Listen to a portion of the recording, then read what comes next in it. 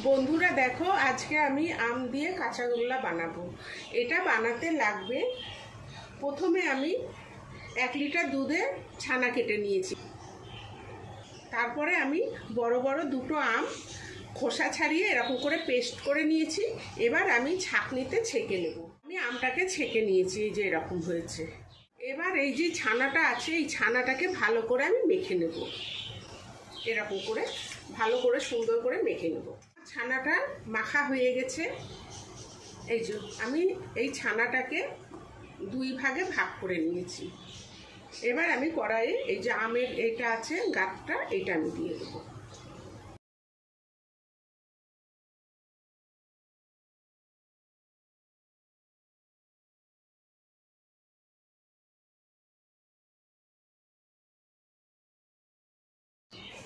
আমি এর মধ্যে এবার চিনি দিয়ে দেব।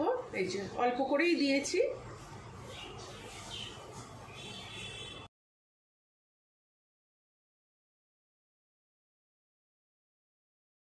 এবার আমি ছানাটা যে মেখে রেখেছি, এবার এই ছানাটা আমি দিয়ে দেবো।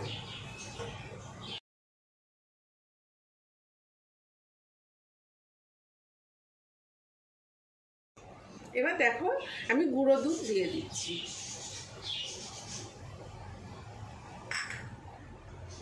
এই গুঁড়ো দুধটাকেও খুব ভালোভাবে মিশিয়ে নেব।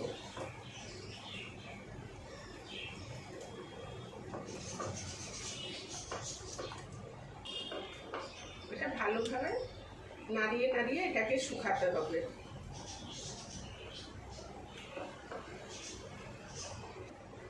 বন্ধুরা দেখো, আমার এই পাকটা মানে অনেকটা হয়ে এসছে।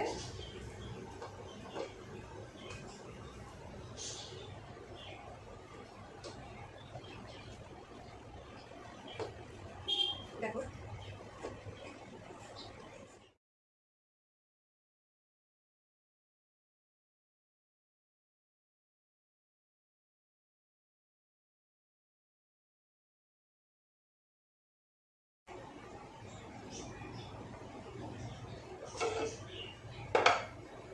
দেখো বন্ধুরা, এই যে নাবিয়ে দিয়েছি। এবার এই যে এই ছানাটার সঙ্গে এটা আমি মেখে নেব।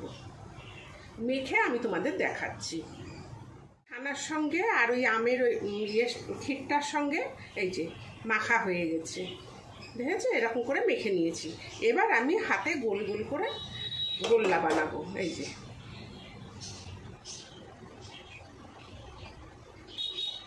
এই যে এরকম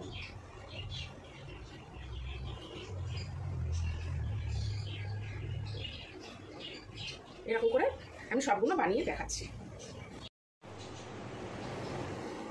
দেখো, এই যে বাটির মধ্যে পাউডার দুধ নিয়েছি, আর এই যে একটা করে কাঁচাগোল্লা নিয়ে এই বাটির মধ্যে এরকম এরকম করছি। এরকম এরকম, তাহলে কি হবে, এই দুধটা গায়ে লেগে যাবে।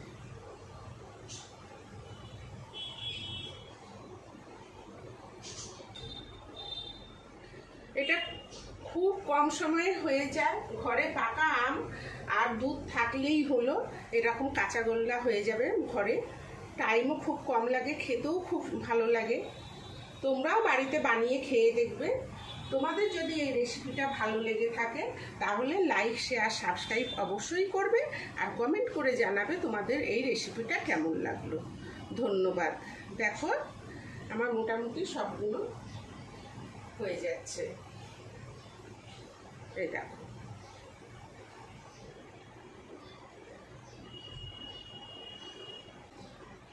দেখো বন্ধুরা, আমার আমের কাঁচাগোল্লা রেডি। এই যে